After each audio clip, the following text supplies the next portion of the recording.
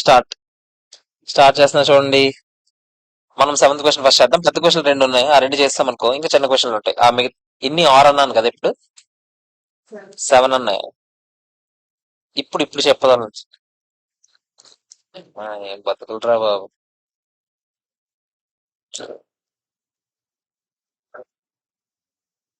7 7 లో seventh question open చేయండి. Seventh question open చేయండి.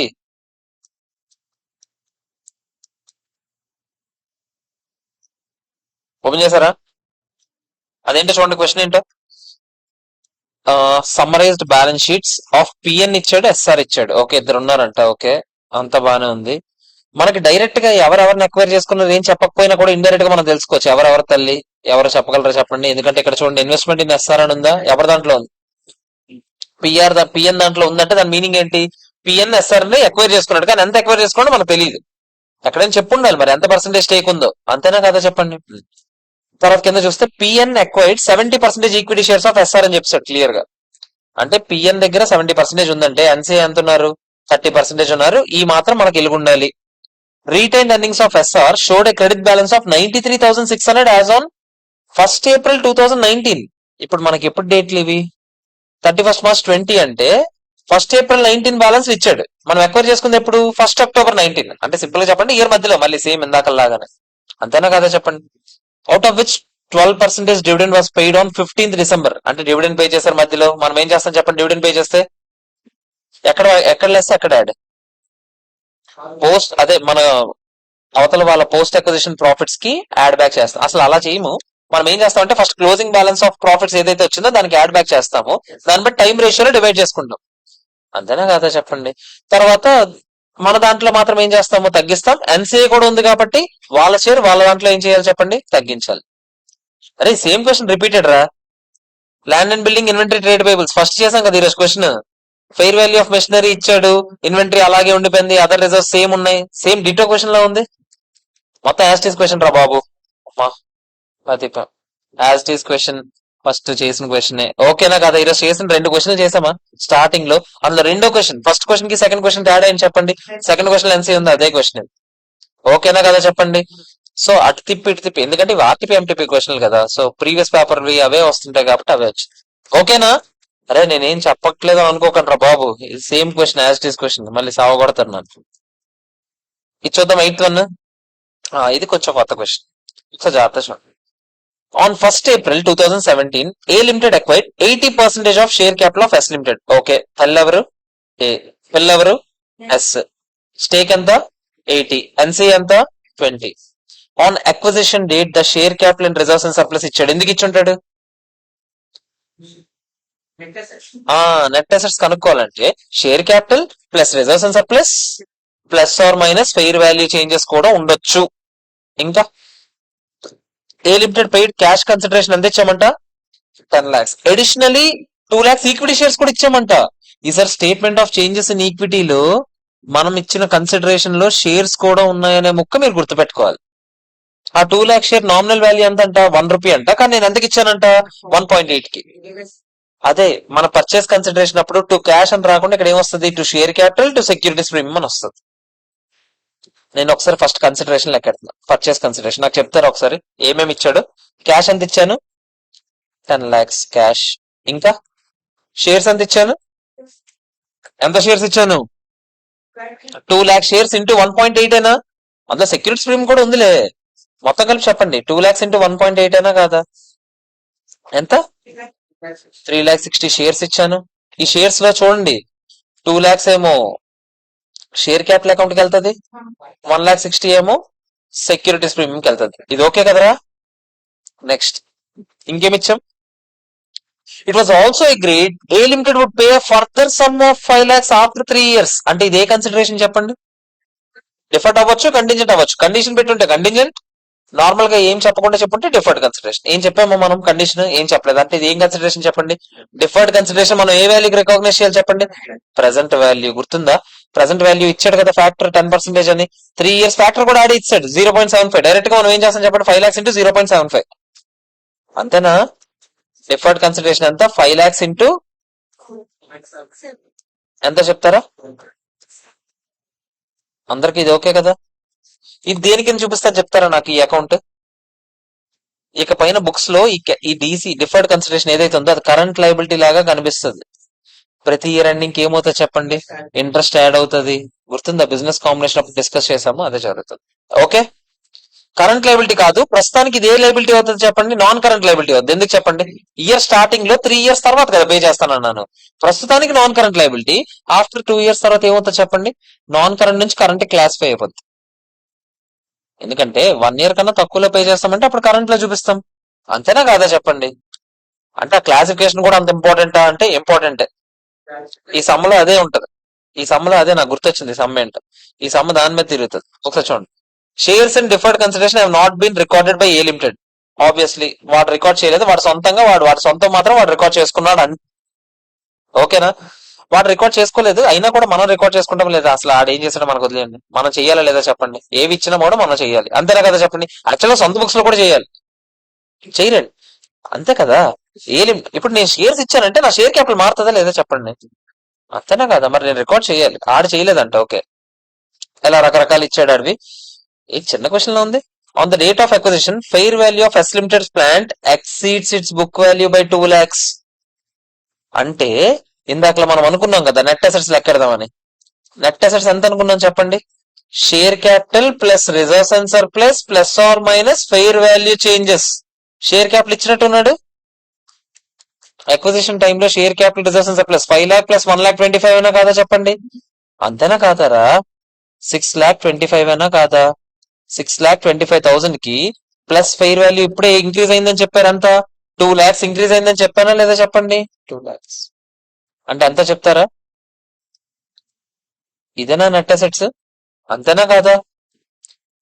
కన్సాలిడేటెడ్ గుడ్ విల్ లో ఇంపైర్మెంట్ జరిగిందంట. ఓహో, ఇది ఒకటి గుర్తుపెట్టుకోండి. ఇంపైర్మెంట్ జరిగింది. గుడ్ విల్ రికాగ్నైజ్ చేశాక ఇంపైర్మెంట్ చేయాలి. ఏ గుడ్ విల్ లో మనకు తెలియదు. అంతేనా? ప్లాంట్ రిమైనింగ్ యూస్ఫుల్ లైఫ్ ఇచ్చాడు 5 years. ఇది దేనికి ఇచ్చి ఉంటాడు? Additional depreciation. మనం 5 years పాటు అది చూద్దాం. A limited group values the NCA using fair value method. ఎన్సీఏని ఎలా మెథడ్ చేస్తారంట? ఫెయిర్ వాల్యూ మెథడ్ అంట. ఆబ్వియస్లీ వచ్చే గుడ్ విల్ ఏమవుతుంది చెప్పండి? ఇద్దరు గుడ్ విల్ అవుతుంది. పోస్ట్ అక్విజిషన్ ప్రాఫిట్స్ నుంచి తీసాక ఇద్దరు పంచుకుంటారు ప్రాఫిట్స్. ఓకే, వెళ్తుందా లేదా? At the date of acquisition fair value ఇచ్చే డైరెక్ట్ గా ఎన్సీఏ 3,80,000 అంట. ఓర్ని ఏంది ఇది? ఎన్సీఏ డైరెక్ట్ గా ఇచ్చాడు ఆడే. ఎంత? నా దగ్గర అన్ని ఉన్నట్టున్నాయి. ఇప్పుడు నేను గుడ్ విల్ లో క్యాపిటల్ లెక్కెట్టగలనా లేదా చెప్పండి? ఎలాగో లెక్కెడతారా? గుడ్ విల్ అంటే ఎంత చెప్పండి? పర్చేస్ కన్సిడరేషన్ కి ఎన్సీఏ కలుపుతాం, నెట్ అసెట్స్ మైనస్ చేస్తాం.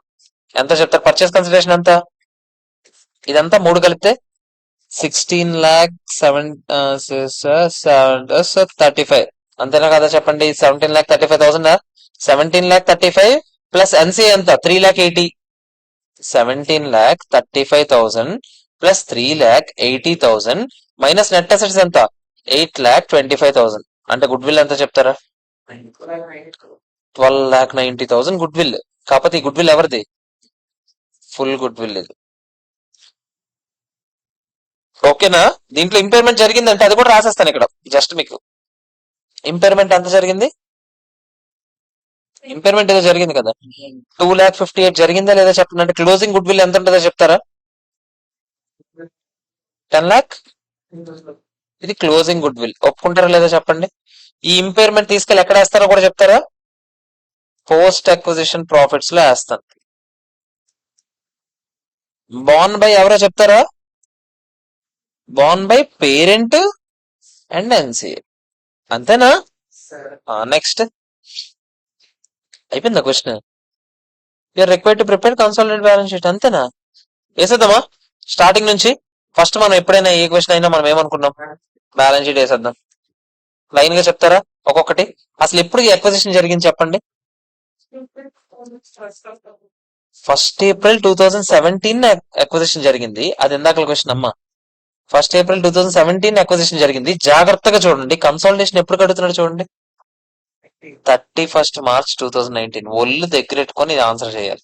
2 years అయిందనే విషయాన్ని మనం గుర్తుపెట్టుకోవాలి. ఎప్పుడు 1 year అవుతుంది. 1 year అంటే ఇప్పుడు ఎందుకు చెప్పండి? ఈ 2 years ఇంపార్టెంట్. ఆ డిప్రిసియేషన్ నుంచి చూసారు అసెట్ ఇది, అది 2 years కేసు ఉండాలి. ఆ డిఫర్డ్ కన్సిడరేషన్ కూడా పెరుగుతుందా లేదా చెప్పండి? ప్రతి ఇయర్ ఎండింగ్ కి 2 years పెరుగుతుంది. సో ఇవన్నీ మనం గుర్తుపెట్టుకోవాలి. ఓకే, అదంతా తర్వాత చూద్దాం.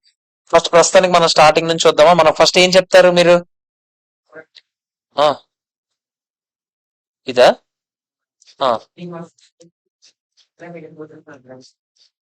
20% వాళ్ళేమి ఇవ్వట్లేదు. వాళ్ళు ఫెయిర్ వాల్యూ వాళ్ళది, వాళ్ళేమి ఎవరు. ఓ నువ్వు 1.8కి లెక్కెడతాను అంటున్నావు ఏంటి? అది జస్ట్ ఆడు ఇచ్చాడు ఫెయిర్ వాల్యూ. ఆ రోజు ఫెయిర్ వాల్యూ ఎన్సీఏ తాలూకు ఫెయిర్ వాల్యూ 3,80,000. మనం ఏం కనుక్కోలేదు, ఇది ఆడే ఇచ్చాడు డైరెక్ట్ గా. నువ్వు నెట్ అసెట్స్ ఇలా లెక్కెట్టలేవు అయ్యా సోదిగా. అది ఇచ్చిందే fair value method. Net assets ఎలా లెక్కెడతా? పసీనా మెథడ్ అయితే నువ్వు నెట్ అసెట్స్ లెక్కడ. మరి ఏది లెక్కెట్టేద్దాం అనుకున్నావు దాన్ని వాడి? నెట్ అసెట్సే కదా నాకు తెలిసి, నీ ఏదో తెలియదు. పసీనా మెథడ్ నెట్ అసెట్స్ ఇందాకలే ఉన్నాయి కదా మన దగ్గర. ఎంత వచ్చింది నెట్ అసెట్స్? ఇదేనా 8,25,000, దాని మీద 20%. అంతేనా? ఆడే ఇచ్చేసి మీరు ఏం కష్టపడక్కర్లేదు. ఆడే వాల్యూ ఇవ్వకపోయినా ఇలా చెప్తాడు, పర్ షేర్ కి ఎంత అని చెప్తాడు. ఇప్పుడు ఫర్ ఎగ్జాంపుల్ ఇది కూడా ఇవ్వకపోయినా కూడా మనం ఫెయిర్ వాల్యూ చేసి ఉండేవాళ్ళం. ఎందుకు చెప్తున్నా? అది ఫెయిర్ వాల్యూ చేసి ఉండేవాళ్ళం కాదు, ఎందుకంటే ఫెయిర్ వాల్యూ లేదు మన దగ్గర. వాళ్ళ షేర్ ఫెయిర్ వాల్యూ తెలియాలి మనకి. మన షేర్ది కాదు అయ్యా, మన షేర్ది మనకు 1.8 అని తెలుసు. వాళ్ళ షేర్ ఇప్పుడు ఫర్ ఎగ్జాంపుల్ 2 రూపీస్ అనుకో. వాళ్ళ షేర్స్ ఎన్ని ఉన్నాయి చెప్పండి? ఎన్ని షేర్స్ ఉన్నాయి వాళ్ళ షేర్స్? వాళ్ళ షేర్స్ ఇంటూ 2 రూపీస్ ఎంత అయితే, వాళ్ళ ఎన్సీఏ బ్యాచ్ ఎంతమంది ఉన్నారో అంటూ ఇంటూ 2 రూపీస్. అర్థమైందా? ఇప్పుడు వాళ్ళ షేర్స్ ఎంతమంది ఉన్నారా? వాళ్ళ షేర్ క్యాపిటల్ 5 lakhs రా. అంతేనా? 5 lakhs లో మంది ఎంత? 80% స్టేక్. అంటే వాళ్ళదంతా అంటే ఎంత? 1 lakh అయినా 1,10,000 రూపీస్ అనుకుందాం ఫేస్ వాల్యూ ఒక్కొక్కటి. అంటే ఎన్ని షేర్స్? 10,000 షేర్స్ అయినా ఒక్కొక్క షేర్ వాల్యూ 12 రూపీస్ అనుకుందాం. 10,000 షేర్స్ ఇంటూ 12 రూపీస్. ఇదే NCA fair value. Fair value ఏదో ఒకటి ఇవ్వాల్సిందే, ఇవ్వకుండా మనం ఏం చేయలేం. అర్థమవుతుందా? ఇప్పుడు నాకు ఏది ఇది అయిపోయింది కదా. ఇప్పుడు ఏదో అనుకున్నాం, మనం బ్యాలెన్స్ షీట్ గీస్తున్నాం కదా. చెప్తారా ఒక్కొక్కటి? ఒక్కొక్కటి లైన్ గా చెప్తారా? ఎన్నో క్వశ్చన్ చేస్తున్నాం మనం? 8th question. నేను మళ్ళీ తిప్పడానికి అవ్వదు, మీరే చూసుకోండి. చెప్పండి నాకు ఒక్కొక్కటి. ఫస్ట్ ఏంటి? ప్రాపర్టీ ప్లాంట్ అండ్ ఎక్విప్మెంట్ తో స్టార్ట్ చేద్దామా? ఎంత? 5,500 మందా? నెక్స్ట్ 1,500 ఎవరిది? సబ్సిడరీదా? ప్లస్ ఫెయిర్ వాల్యూ పెంచామా లేదా మనం మధ్యలో? ఎంత పెంచాం చెప్పండి? 2 lakhs. అంటే ఇక్కడ ఎందులో ఉన్నాయి వాల్యూస్ అన్ని? 200 ఇక్కడ. అంటే అన్ని థౌసండ్స్ లో ఉన్నాయిరా. 200,000 అంటే 2 lakhs కదరా. ఓకే, డిప్రిసియేషన్ ఎన్ని ఇయర్స్ కి వేయాలి చెప్పండి? 2 years కి వేయాలి. ఎంత చెప్తారా? డిప్రిసియేషన్ ఎంత అసలు? యాక్చువల్ గా పెంచింది 200 కదా. ఎన్ని ఇయర్స్ చెప్పాడు? 5 years అని చెప్పాడు లేదా చెప్పండి? 200/5 ఎంత? 40. 2 years కి ఎంత వచ్చి చెప్పండి? 80. 80 ఇక్కడ వేస్తున్నా. ఈ 80 గురించి మనం మర్చిపోకూడదు. దీని గురించి మనం ఎక్కడ ఒక అడ్జస్ట్మెంట్ చేయాలి, అక్కడ ప్రాఫిట్ అండ్ లాస్ అకౌంట్ లో చేయబోతున్నాం. ఓకేనా? క్లియరా? ఇదంతా చెప్తారా మనం? 7,120 అందరికీ ఓకేనా? సాటిస్ఫైడా కాదా చెప్పాలి నాకు. ప్రాపర్టీ ప్లాంట్ అండ్ ఎక్విప్మెంట్ ఎవరికైనా ఏమైనా అభ్యంతరాలు ఉన్నాయా చెప్పరా? Okay clear. నెక్స్ట్ దానికి వెళ్దామా? నెక్స్ట్ ఏం చెప్పండి? ఇన్వెంటరీసా? ఎంత చెప్పండి? 550. ఏమైనా దీని గురించి చేసాం మనం అడ్జస్ట్మెంట్? ఏం చేయలేదు. కళ్ళు మూసుకొని ఏం చేస్తాం? 650 వేసేస్తాం. చిన్నపిల్లల క్వశ్చన్. నెక్స్ట్ ట్రేడ్ రిసీబుల్స్ ఏమైనా చెప్పాడా? ఏం చెప్పలేదు. కళ్ళు మూసుకొని ఏం చేస్తాం? అక్కడ ఉన్నది వేసేయడమే. చిన్న పిల్లల క్వశ్చన్లు రా ఇవన్నీ. క్యాష్ ఎంత? 200 వేసేయడమే. ఏమైనా చెప్పాడేంటి దీనికి? నెక్స్ట్ ఎంత? ఈక్విటీ షేర్ క్యాపిటల్ వెళ్ళిపోయామా? ఆగండి అయితే. గుడ్ విల్ ఒకటి ఉంది కదా అసెట్ సైడ్. గుడ్ విల్ ఎంత చెప్పండి? ఇందాక లెక్కెట్టాం కష్టపడి, గుర్తుందా? ఇదిగో చూపిస్తాను చూడండి. గుడ్ విల్ క్లోజింగ్ కూడా చెప్తాను నేను డైరెక్ట్ గా. ఎంత? 10,32,000 డైరెక్ట్ గా చెప్తామా లేదా చెప్పండి? కాకపోతే నేను అక్కడ రాస్తానులే క్లియర్ గా. 1,290 - 258 అంతేనా? రాయాలి, మీరన్నీ రాయాలి రయ్యా. 258 కాకపోతే మళ్ళీ గుర్తుపెట్టుకోవాలి, ఈ 258 కి అడ్జస్ట్మెంట్ జరగబోతుంది. అదే సేమ్ ఇందాకలాగానే. అంతేనా? ఎంత చెప్తారా? 1,032 ఏనా? అయిపోయింది అసెట్స్. టోటల్ ఎంత చెప్తారా? 9,000. ఎంత ఈజీగా ఉంది చూడండిరా. ఈజీగానా కాదా చెప్పండి? అయిపోయింది అసెట్స్. లైబిలిటీ సైడ్ వెళ్దామా? ఒక్కొక్కటి చెప్తారా? అరే అర్థమైంది కదా ఇది. ఇటు సైడ్ ఎంత చెప్తున్నా? First share capital. ఆగండి, జాగ్రత్తగా చెప్పండి. షేర్ క్యాపిటల్ ఎంత? ఆ 2000 లో వాడు చెప్పాడు క్లియర్ గా ఏమని చెప్పాడు, నేను ఒకటి రికార్డ్ చేయలేదని చెప్పాడు గుర్తుందా. కానీ మనం చెయ్యాలని అనుకున్నామా లేదా చెప్పండి, ఆడికి షేర్స్ ఇచ్చాం గుర్తుందా. గుర్తుందా లేదా చెప్పండి. షేర్స్ ఎంత ఇచ్చాం చెప్పండి, రాసాం మనం, ఆగండి. షేర్ క్యాపిటల్ కి ఎంత వెళ్ళాలో, సెక్యూరిటీస్ ప్రీమియం కి ఎంత వెళ్ళాలో కూడా ముందే డిసైడ్ చేసుకున్నాం మనం. 200 షేర్ క్యాపిటల్ కి 160 సెక్యూరిటీస్ ప్రీమియం కి. మరి 200 పెంచాలా లేదా చెప్పండి, న్యాయమా కాదా, ఎంత చెప్తారా. ఆడు చేయలేదురా, మనం చెయ్యాలి, మనకు తెలుసు కదా, ఆడికి రాదు, మనకు వచ్చు కదా. నెక్స్ట్ అయ్యా ఇది ఉంటదమ్మా, అదర్ ఈక్విటీ జాగ్రత్తగా చెప్పండి నాకు. అదర్ ఈక్విటీ ఏమేమి ఉన్నాయో లైన్ చెప్పండి ఫస్ట్, ఆడిది ఎంత చెప్పండి. ఓహో అదర్ ఈక్విటీలో మళ్ళీ రకరకాలు ఉన్నాయా, ఏమేమి ఉన్నాయి. రిటర్న్ ఎర్నింగ్స్ ఒకటే కదా, కానీ మనకు సెక్యూరిటీస్ ప్రీమియం కూడా వస్తుంది గుర్తుందా. నేను రెండు వేరు వేరేగా వేస్తున్నాను, కానీ మీరు రెండు కలిపేసుకోండి. సెక్యూరిటీస్ ప్రీమియం ఎంత తెలుసు మీకు, ఎంత చెప్పండి. ఇందాక డిసైడ్ అయ్యాం కదా 160 సెక్యూరిటీస్ ప్రీమియం రాని, అవునా కాదా.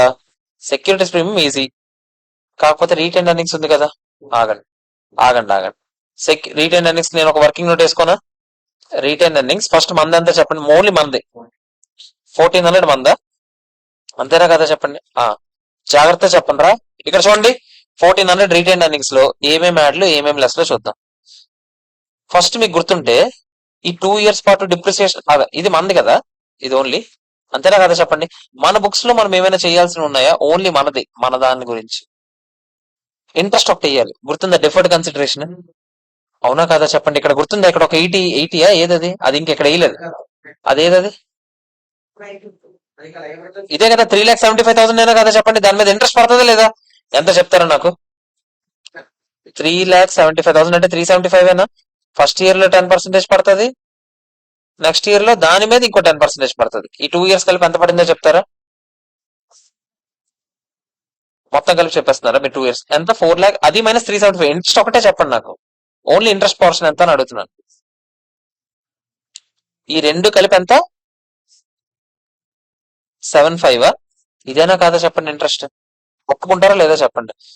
375 మీద అంటే 375 ప్లస్ 10% ఎంత చెప్పరా ఒకసారి. 441, అంతేనా కదా చెప్పండి. సో 78.75 ఉంది ఇంట్రెస్ట్. ఈ ఇంట్రెస్ట్ వల్ల మన రీటైన్ ఎర్నింగ్స్ ఏమవుతుందో చెప్పండి. ఆడ రికార్డ్ చేయలేదు గుర్తుందా, ఆ డిఫర్డ్ కన్సిడరేషన్ కూడా రికార్డ్ చేయలేదని చెప్పాడు. ఆడ రికార్డ్ చేస్తుంటే మనకి బాధే ఉండేది కాదు. మీకు గుర్తుంది ఆడ క్వశ్చన్ ఏం చెప్పాడు, చూడండి ఒకసారి క్వశ్చన్ తీయండి. ఆడేం చెప్పాడు చెప్పండి.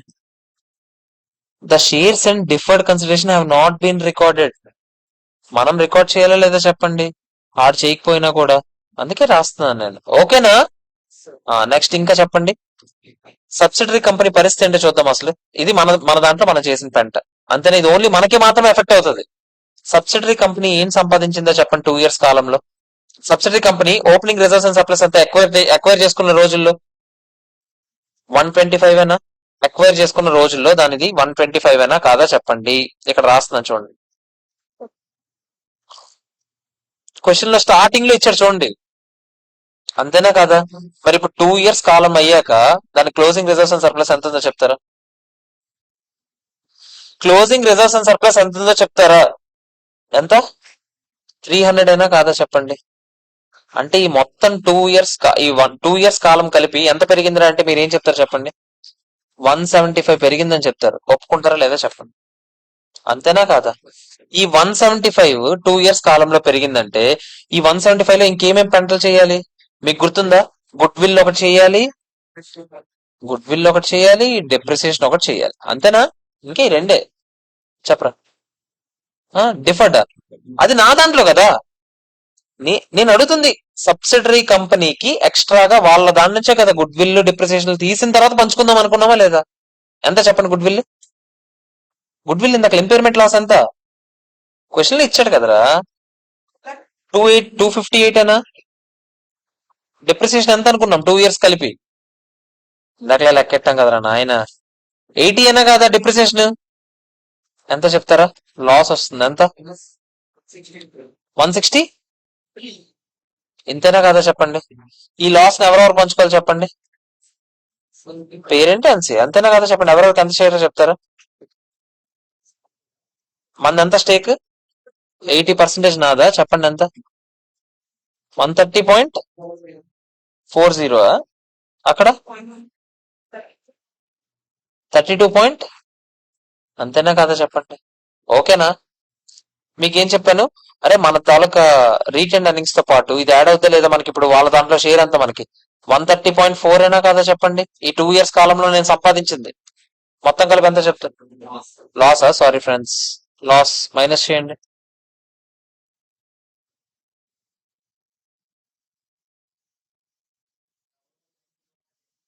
ఎంత? 90. అంతేనా కదా చెప్పండి. ఓకేనా? క్లియరా? ఇది తీసుకెళ్ళి ఎక్కడ వేస్తాను చెప్పండి. 1190.85 వేయచ్చా? అంతేనా కాదా చెప్పండి.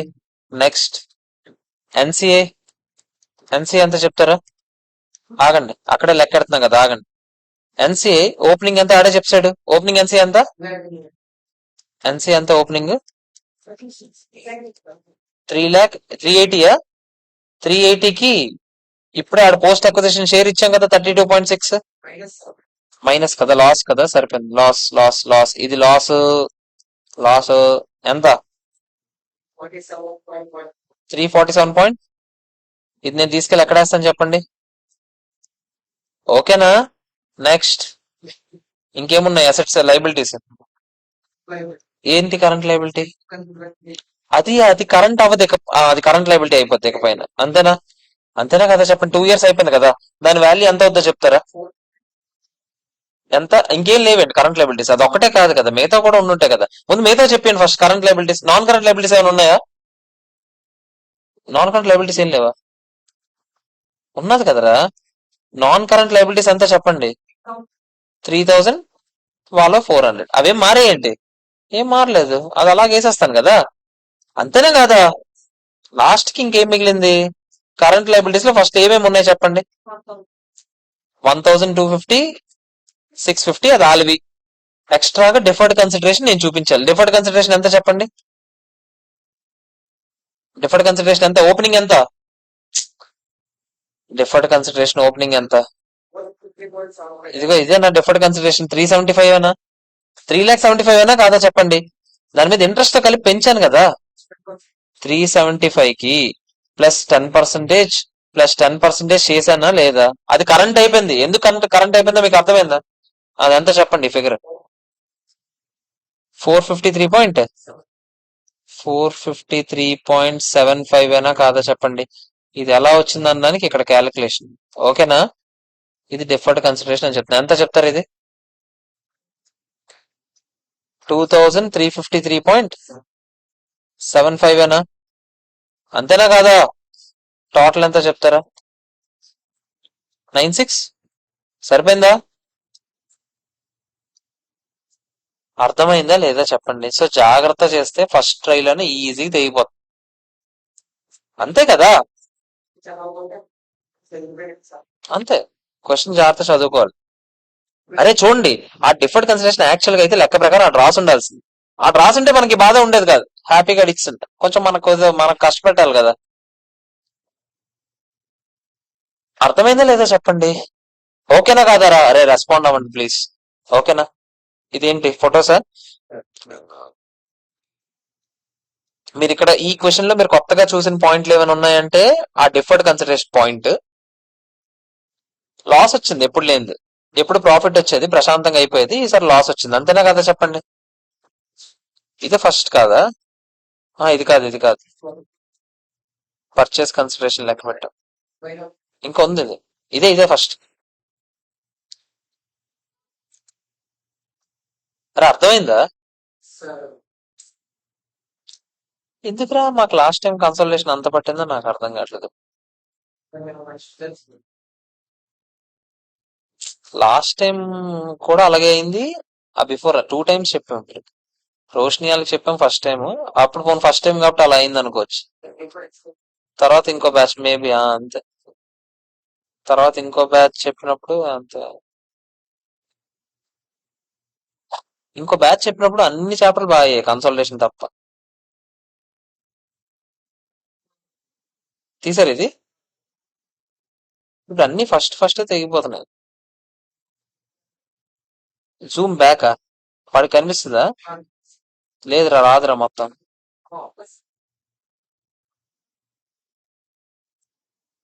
వస్తుందా? చిన్నదా? కరెంట్ తీసుకోండి, ఇలా ఇలా ఒకటి తీసుకోండి. తీసుకున్నా? ఇలా ఒకటి. ఓకేనా? క్లియరా కాదా చెప్పండి. ఓకే, అయిపోయింది. పెద్ద క్వశ్చన్లు అయిపోయినట్టున్నాయి. అరే చూసారా ఎన్ని వర్కింగ్ నోట్స్ ఉన్నాయో కింద? నాయనా, బాబు, చిన్నారి, అందరు చూడండి వర్కింగ్ నోట్లు ఎన్ని ఉన్నాయో. అవన్నీ గీయాలమ్మా, ఈ వర్కింగ్ నోట్లన్నీ. మనం వేసినట్టు ఆడుతూ పాడుతూ అయితే వేసేయండి. మీకు చూడండి, ఎగ్జామ్ లో టైం బట్టి ఏదైనా లాస్ట్ రిసార్ట్ మనం అన్ని ఒకేసారి లెక్కెట్టడం కూడా మీకు చెప్తున్నాను అందుకే. ఓకేనా? ఎగ్జామ్ లో మాత్రం మీరు వీలైనంత ఎలాబరేటివ్ గానే రాయండి. ఓకేనా?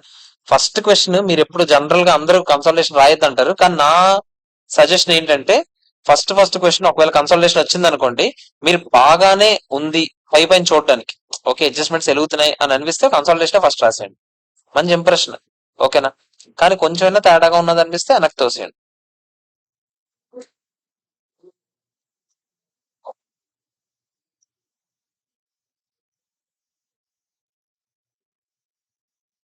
ఏ క్వశ్చన్ నెక్స్ట్? ఆగండి. ఇప్పుడు ఏవేవి అయ్యి 7, 8 అయింది కదా, అంతేనా? 2, 4, 5, 9, 10 ఉంది. 2, 4, 5, 9, 10 అంట. 10 ఏంటి? కొంచెం పెద్దదిలాగా ఉంది, ఏంటో చూద్దామా? 10 కూడా పెద్దదిలాగా ఉంది. 9 ఏంటి? Theory question. Identify the type of joint arrangement. అదేరా జాయింట్లీ. బాబు, ఇది మీరు చేసుకోండి. అదే మీకు జాయింట్ వెంచర్ ఎప్పుడు అవుద్ది? జాయింట్ అరేంజ్మెంట్ లో రెండు ఉన్నాయి. జాయింట్ ఆపరేషన్ ఎప్పుడు అవుద్ది, జాయింట్ వెంచర్ ఎప్పుడు అవుద్ది అని. దాని మీద కుప్పటి క్వశ్చన్లు చేసాం మనం. ఓకేనా? సో అవే క్వశ్చన్లు ఇస్తున్నాడు చూడండి. సెపరేట్ ఎంటిటీ ఉంటే ఏంటి? సెపరేట్ ఎంటిటీ ఉంటే ఏంటి చెప్పండి? Joint venture. మీకు తేడా ఏం చెప్పండి? బేసిక్ గా జాయింట్ వెంచర్ కి జాయింట్ ఆపరేషన్ తేడా మనం చెప్పాం, ఏంటో చెప్పండి.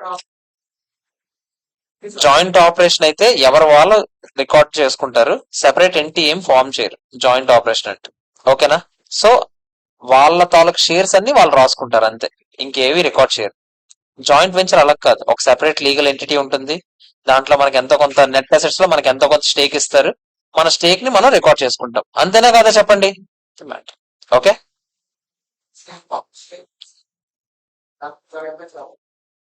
ఆబ్వియస్లీ ఓటింగ్ రైట్స్ ఇద్దరికి కంట్రోల్ ఉంటేనే జాయింట్ వెంచర్ అవుద్ది. మీ కంట్రోల్ గురించి అసలు డిస్కషన్ లేకుండా 22 అబౌవ్, అది 50% ఉంది, కానీ కంట్రోల్ గురించి ఏం మాట్లాడకపోతే జస్ట్ అసోసియేట్ లాగా అవుతుంది, అంతే తేడా. 10th క్వశ్చన్ అందరు చూడండి ఒకసారి. అందరు చూడండి, ఫస్ట్ క్వశ్చన్ చదవండి. హలో, అందరు క్వశ్చన్ చదవాలి, ఫాస్ట్ గానే అయిపోతుందిరా, చదివి ఫాస్ట్ క్వశ్చన్ చదవ.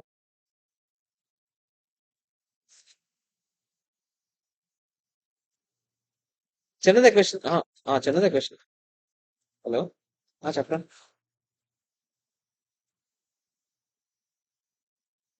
యాక్చువల్ గా ఇంక ఈ రోజు అయితే అవ్వదేమరా. ఎవరు క్లోజింగ్ వాళ్ళు కూడా, ఆ, అంటే వాళ్ళు కూడా ఈరోజు రెస్పాండ్ అవ్వరు, అంటే క్లయింట్ వాళ్ళు కూడా, ఎందుకంటే 31st కదా, ఈ రోజు రేపు 2 రోజులు అవ్వరు.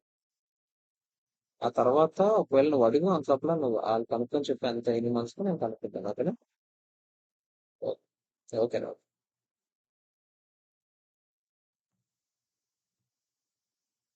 చూద్దాం ఇదేంటి. Following information relates to results of parent and subsidiary and investment in associate and joint venture. అబ్బో, ఒక హోల్డింగ్, సబ్సిడరీ, ఒక అసోసియేట్, ఒక జాయింట్ వెంచర్, మూడు మొత్తం చదివిన అన్ని స్టాండర్డ్లు ఇక్కడ ఉన్నాయి. ఏం చెప్తున్నాడు? సమ్మరైజ్ బ్యాలెన్స్ షీట్ ఇచ్చాడు, కానీ ఏదో చిన్నదిలాగే ఉంది క్వశ్చన్. ఈక్విటీ లయబిలిటీస్ ఇచ్చాడు, జనరల్ రిజర్వ్, పిఎండ్ఎల్ ఇచ్చాడు. మైనారిటీ ఇంట్రెస్ట్ అంటే ఏంటో చెప్పండి. ఎన్సీ అయి ఉంటది, అంతేనా కదా చెప్పండి. కరెంట్ లయబిలిటీస్ ఇచ్చాడు, అసెట్స్ ఇచ్చాడు, ఇన్వెస్ట్మెంట్స్ ఇచ్చాడు, ఇన్వెస్ట్మెంట్ వాల్యూస్ ఇచ్చాడు. Okay, details of P&L account for the year ended 31st March 2001 ఇచ్చాడు. అంటే హోల్డింగ్, సబ్సిడరీ ఆల్రెడీ కలిపిస్తాడు ఆడే. సింపుల్ చెప్పండి, ఇది కన్సాలిడేటెడ్ ఫైనాన్స్ స్టేట్మెంట్స్ ఆల్రెడీ. అర్థమవుతుందా మీకు? అందుకే కదా ఇందులో ఎన్సీఏ కనిపించింది. సెపరేట్ ఫైనాన్స్ స్టేట్మెంట్స్ లో ఎన్సీఏ కనిపిస్తుందా? అందుకనే. వాళ్ళు కన్సాలిడేటెడ్ గా వెళ్ళి ఇంకెక్కడో పెట్టారు కదా డబ్బులు, అందులో కొంచెం అసోసియేట్స్ ఉన్నాయి, కొంచెం జాయింట్ వెంచర్ ఉంది. ఓకేనా? కరెంట్ అసెట్స్ ఇచ్చాడు, రీటైన్ ప్రాఫిట్స్ అందరివి ఇచ్చాడు. ఆల్రెడీ స్టార్టింగ్ లో ఎంత, బ్రాడ్ ఫార్వర్డ్ ప్రాఫిట్స్ ఎంత, ఈ ఇయర్ ఏమో ఇంత వచ్చిందంట, లాస్ట్ ఇయర్ నుంచి ఇంత ఉందంట, సో టోటల్ గా ఎంత అవుతుందంట. ఇలా రకరకాలు చెప్తున్నాడు. Parent company purchased its investments in the associate 2 years ago. 2 years ago కొన్నామంట పేరెంట్ కంపెనీ అసోసియేట్ ని. వెన్ ద బ్యాలెన్స్ అప్పుడులో ఎంత ఉండేదంట, 17,000 ఉన్నప్పుడు కొన్నామంట. There are no signs of impairment of goodwill. First only ఈ పాయింట్ మీద చేద్దాం, కన్సాలిడేటెడ్ చేయమన్నాడు అంతే. ఓన్లీ ఈ పాయింట్ మీద చేద్దాం, ఫస్ట్ పాయింట్ మీద. ఈక్విటీ మెథడ్ అయినా ఫాలో అయ్యేది అసోసియేట్ కి మనం, అవునాగా చెప్పండి? ఎప్పుడు కొన్నాం మనం, ఎంత కొన్నాం చెప్పండి? 15,000 పెట్టి కొన్నాం, అంతేనా కదా చెప్పండి? ఇది ఓపెనింగ్ వాల్యూ 15,000, అంతేనా కాదా? ఈ 2 years కాలంలో ప్రాఫిట్ సంపాదించింది అసోసియేట్, ఏం జరిగింది చూడండి. నేను కొన్నప్పుడంట 17,000 ఉండేదంట P&L అకౌంట్.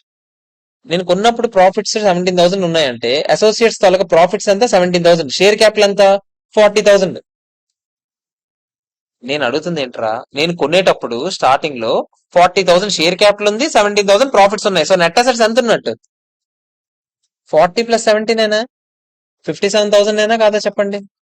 అర్థమవుతుంది నేను అడుగుతుంది. నేను కొన్నప్పుడు వాళ్ళ తాలూకు నెట్ అసెట్స్ ఎంత అని డైరెక్ట్ గా ఇవ్వలేదు ఇన్ఫర్మేషన్, ఇండైరెక్ట్ గా ఇచ్చాడు. షేర్ క్యాపిటల్ ఇచ్చాడు 40, నేను కొన్నప్పుడు ప్రాఫిట్స్ ఎంత చెప్పాడు 17, మొత్తం కలిపితే అంత 57. అంతేనా కాదా చెప్పండి? అంతేనా కాదా రా? ఫెయిర్ వాల్యూ చేంజెస్ ఉంటే చేసుండే వాళ్ళం, ఏం చెప్పలేదంటే ఏం లేవని అనుకుంటాం, అంతేనా? ఇప్పుడు ఈ 57 లో జాగ్రత్త చెప్పండి, ఈ 57 మొత్తం నెట్ అసెట్స్, అంతేనా? మనం ఎంత స్టేక్ ఎక్వైర్ చేసుకున్నాం అందులో? 8,000 షేర్స్ మీవంటే మొత్తం వాళ్ళ షేర్స్ ఎన్ని చెప్పండి? 40,000, ఒక్కొక్కటి 1 రూపీస్ అంటే 40,000 షేర్స్ ఏనా? 40,000 షేర్స్ లో 8,000 షేర్స్ మీవంటే మీ స్టేక్ ఎంత చెప్పండి? 8/40 × 100 ఏనా? ఎంత? 20% ఏనా? మరి 57 లో మీ స్టేక్ ఎంత చెప్పండి? 20% అంటే 11.4 ఏనా మీ స్టేక్? 11.4 కోసం మీరు ఎంత ఇచ్చారు? 15,000 ఇచ్చారంటే, అంటే 15,000 ఇచ్చారు, 11,400 ఎక్వైర్ చేయడానికి. గుడ్ విల్ ఎంత? 3,600 అయినా కాదా చెప్పండి? అంతేనా కాదా? ఓకేనా కాదా చెప్పండి? ఆ. తర్వాత ఇంకేం జరిగింది? ఇంపైర్మెంట్ ఏం జరగలేదంట. మరి ఈ మొత్తం కాలంలో ఏం జరిగింది చెప్పండి? ఈ మొత్తం కాలంలో వాళ్ళ ప్రాఫిట్స్ ఎంత అయ్యాయి? 27,000 అయ్యాయి. నేను కొన్నప్పుడు ఎంత? 17,000. అంటే ఈ మొత్తం కాలంలో ఎంత పెరిగింది చెప్పండి? 10,000 పెరిగిందా? ఆ 10,000 లో నా స్టేక్ ఎంత? ఇప్పుడే చెప్పారు కదా నా స్టేక్ ఎంత, 20% అయినా కాదా చెప్పండి? అంటే నా స్టేక్ ఎంత, 2,000 అయినా? అంటే నా ఇన్వెస్ట్మెంట్ వాల్యూ ఎంత చెప్తారా నాకు ఇప్పుడు? నేను కొన్నప్పుడు 15,000 ప్లస్ నాకు షేర్ ఆఫ్ ప్రాఫిట్ ఎంత చెప్పారు? 2,000. అంటే ఇప్పుడు దాని వాల్యూ ఎంత అయ్యి ఉంటుంది చెప్పండి? 17,000. ఒప్పుకుంటారా లేదా చెప్పండి? అంతేనా కాదా చెప్పండి? ఇప్పుడు ఒకసారి జాగ్రత్త చూడండి నేనేమంటున్నాను. ఫస్ట్ ముందు మీరు తయారు చేసేటప్పుడు, అరే ఆ తలుపు వేసేయచ్చు కదా. హలో హలో హలో,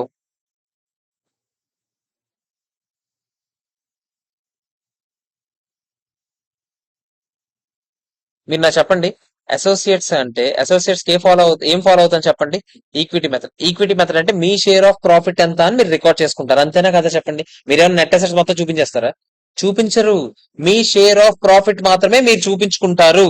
వాళ్ళు ఇంత సంపాదించారంటే మాకింత ఉండాలి అని అనుకుంటామా లేదా చెప్పండి? అంతేనా కదా? వాళ్ళు డివిడెండ్ ఇచ్చినా ఇవ్వకపోయినా చూపించేస్తాం, అంతేనా కదా? మీరు నాకు చెప్పండి, అసలు ఈ కంపెనీ ఎవరిది? వీళ్ళది. వీళ్ళ క్యాపిటల్, వీళ్ళ రిజర్వ్స్ కదా మామూలుగా కనిపించాల్సింది, అంతేనా కదా చెప్పండి? సో వాళ్ళ క్యాపిటల్ ఎంత? 1,00,000. వాళ్ళ రిజర్వ్స్ ఎంత? 40,000. అవి ఓకేనా కాదా చెప్పండి? అవి ఓకేనా కాదా చెప్పండి? నేను ఇప్పుడు ఏమంటున్నాను, అరే బాబు మొదలైపోయిందిరా.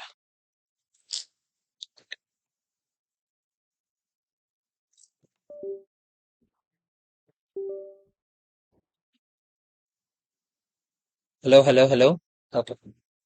మీరు నాకు చెప్పండి, ఇప్పుడు నేనేమంటున్నాను, ఆ ఇన్వెస్ట్మెంట్స్ ఉన్నాయి కదా, ఇన్వెస్ట్మెంట్స్ ఇన్ అసోసియేట్స్ ఏవైతే ఉన్నాయో అవి నాకు చెప్పండి, ఈ ఇన్వెస్ట్మెంట్స్ లోనే వస్తాయో రావో చెప్పండి? అంతేనా కాదా చెప్పండి? నాన్ కరెంట్ ఇన్వెస్ట్మెంట్స్ లో జాగ్రత్త చెప్పండి. ఇన్వెస్ట్మెంట్ ఇన్ అసోసియేట్ ఇప్పుడే లెక్కెట్టాను, నేను ఎంత లెక్కెట్టాను చెప్పండి? సరిపోయిందా లేదా చెప్పండి? నేను జస్ట్ ఏమంటున్నాను, అరే మీరు ఏం చేయకండి, కష్టపడకండి, మీరు జస్ట్ మీ బ్యాలెన్స్ షీట్ అలా వేసేయండి. ఎక్స్ట్రాగా ఇన్వెస్ట్మెంట్ 15,000 కాదు, ఎంత చూపించమనండి. ఓకే, నాకు 17,000 వచ్చిందా? చూడండి ఎక్కడ తేడా వచ్చిందా. అడిగి 17,200 వచ్చింది, మనకెందుకు 17,000 వచ్చింది? మీరు ఏమన్నారు, గుడ్ విల్ ఎంత అని చెప్పారు? ఇది సరిపోయింది 15,000. షేర్ ఆఫ్ రెవెన్యూ ప్రాఫిట్ 2,200 అన్నాడు.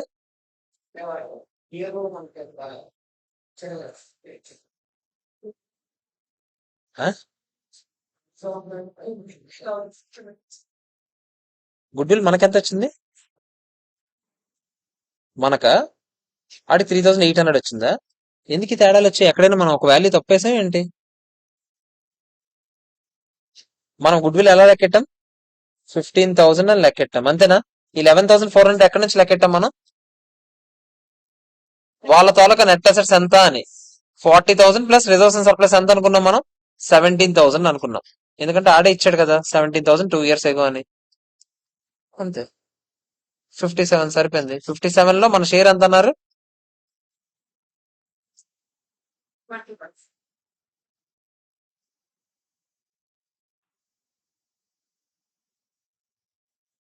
15,000 investment, nominal value.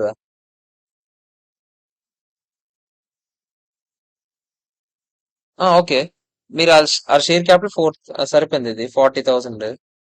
Reserves and surplus ఎంత అని చెప్పారు? ఆడే ఇచ్చాడు 17,000 అని. ఇంకేమైనా రిజర్వ్స్ ఉన్నాయా ఏంటి? ఏం లేవు కదా. 17,000 లో 40%, 17,000 లో 20% ఎంత చెప్పండి? 3,400 అటు 16,000 వేసాడు ఎందుకు ప్రీ అక్విజిషన్? మొత్తం 27,000. ఓకే, ప్రీ 16, పోస్ట్ 11 వేసాడు ఆడు. 16 అని ఇచ్చాడే ఏంటి? అవును, కానీ మనం ఎక్వైర్ చేసిన టైంకి ఎంత ఉంది? అప్పుడు 17,000 ఉందని చెప్పాడు కదా. ఇచ్చాడు కదా. ఎక్వైర్ చేసినప్పుడే కదా మనం చూస్తాము. ఆడు ప్రీ పోస్ట్ వేస్తాడు రా. మనకు తెలుసు కదా 17,000 ఎక్వైర్ చేసుకున్నామని. 17,000 ఉన్నప్పుడు ఇదిగో చూడు. Out of 17,000 existed at the time of acquisition, only 16,000 is continuing in the books of associate. Therefore, 16,000 is taken as capital profit, assuming that it is part of 17,000 existed at the time of acquisition. అక్కడ కింద ఉంది కదా, broad forward అని ఇచ్చాడు కదా 16,000 అని. అది తీసేసుకున్నాడంట, ఆడ అజంప్షన్ తీసుకున్నాడంటరా. ఓకేనా కాదా? మనం 17,000 తో చేసాం రా సమ్, అందుకే ఆ 200 తేడా వస్తుందిరా ఆడికి మనకి. ఓకేనా కాదా చెప్పండి. మరి ఆడ అజంప్షన్ తీసుకున్నాడు, నేనేం చేయలేను. అజంప్షన్ ఏంటి, ఏదైతే క్వశ్చన్? అప్పుడు మీరు 16,000 అని తీసుకున్నాడు. మీరు నాకు చెప్పండి, ఇప్పుడే మనం అనుకున్నట్టే సేమ్, అంత సంబంధ సేమే. మనం 15,000 పెట్టాము, అంతేనా కదా చెప్పండి. మనకు బదులుగా ఏమేమి నెట్ అసెట్స్ వచ్చాయి? 40,000 షేర్ క్యాపిటల్ ప్లస్ 16,000 ప్రాఫిట్స్, మొత్తం కలిపి 56,000 లో నాకు షేక్ ఎంత వచ్చింది? 20% ఎంత చెప్పండి? 11,200. అంటే ఒక 3,800 గుడ్ విల్ అయినా కాదా చెప్పండి. అంతేనా కాదా చెప్పండి. తర్వాత అంటే 16,000 ఉన్నది ఏమైంది? 27,000 అయిందంటే పోస్ట్ అక్విజిషన్ ప్రాఫిట్స్ ఎంత? 11,000 అయినా కాదా చెప్పండి. అంతేనా కదా. ఆ 11,000 లో మళ్ళీ నా స్టేక్ ఎంత? 20% అంటే ఎంత? 2,200. అందుకే ఆడు ఇందాక నుంచి 2,200 కలుపుతున్నాడు. ఓకేనా కదా. మనం 2,000 కలిపాం కదా, ఆడికి డిఫరెన్స్ ఎందుకు వచ్చిందో అర్థమైందా మీకు? ఓకేనా కదా చెప్పండి. సో ఆ డిఫరెన్స్ మనం ఏం చేయలేము. ఇప్పుడు ఒకసారి చూడండి, అంటే సింపుల్ గా చెప్పాలంటే అసోసియేట్ వల్ల ఇక్కడ మార్పులు ఏమొస్తాయి చెప్తారా నాకు? ఇక్కడ 2,200 యాడ్ అవుతాయి, 17,200 అవుతాయి, అంతేనా కదా చెప్పండి. తర్వాత గుడ్ విల్ ఏదో వచ్చింది కదా కొత్తగా, ఎంత చెప్తారు గుడ్ విల్? గుడ్ విల్ ఎంత వచ్చింది? మనకి 3,600 వచ్చింది, ఆడికి 3,800 వచ్చింది కదరా. అంతేనా కాదా చెప్పండి. అంతేనా కాదా? ఇప్పుడు మరి బ్యాలెన్స్ షీట్ టాలీ అవుతుందా? అవ్వదు కదా. 3,800 పెంచాము, 2,200 చూపించాం. తగ్గించామా పెంచామా? పెంచాం. రెండు కలిపి ఎంత పెంచాం చెప్పండి. మన గుడ్ విల్ అని వచ్చింది 15,000, అంతే. మొత్తం కలిపి ఎంత పెంచాం చెప్పండి. 6,000 పెంచాం, అంతేనా కాదా చెప్పండి. అంతేనా కాదా. ఇంకేమైనా చేసాం మనం? ఇంకేం చేయలేదు.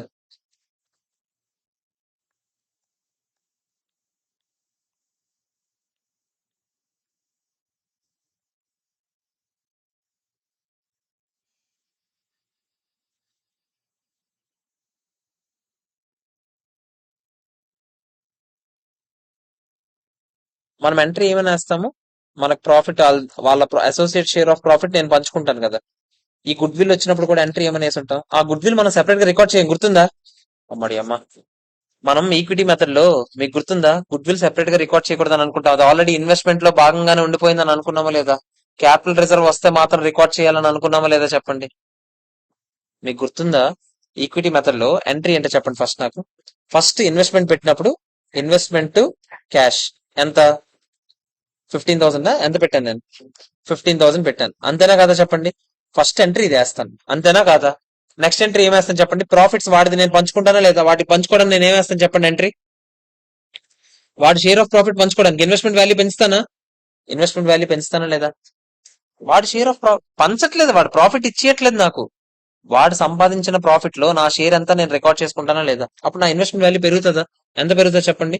2,200 టూ నా రీటైన్ ఎర్నింగ్స్ కి వెళ్తుందా లేదా చెప్పండి. 2,200, అంతేనా కాదా చెప్పండి. గుడ్ విల్ రికార్డ్ చేయము, లెక్కటి డిస్క్లోజ్ చేస్తామని చెప్పాం ఈక్విటీ మెథడ్. ఎందుకు చెప్పండి? గుడ్ విల్ ఆల్రెడీ ఇన్వెస్ట్మెంట్ లో ఇంక్లూడ్ అయిపోయింది. మీరు ఆలోచించండి, మీరు ఎంత స్టేక్ ఆఫ్ అసెట్స్ కొన్నారు? 11,000 చిల్లర, 11,200 ఎంత చిల్లర కొన్నారు. ఆల్రెడీ మీరు ఎంత రికార్డ్ చేస్తున్నారు ఇన్వెస్ట్మెంట్? 15,000 రికార్డ్ చేస్తారు, అంటే గుడ్ విల్ కూడా అందులోనే ఉంది. ఆ 11,200 అసెట్స్ రికార్డ్ చేయాలి, నెట్ అసెట్స్. గుడ్ విల్ ఎంత?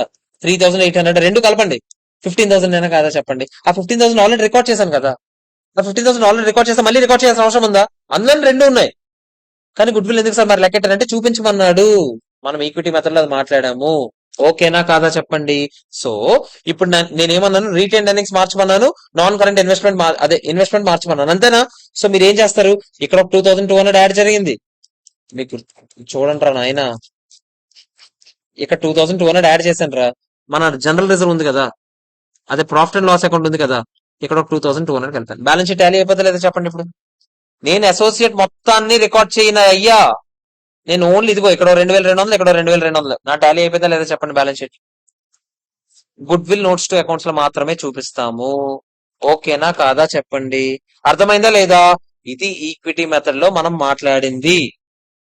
ఓకేనా కాదా చెప్పండి. ఇంకోటి ఉంది కదా, joint venture. Parent company entered into joint venture to access lucrative market.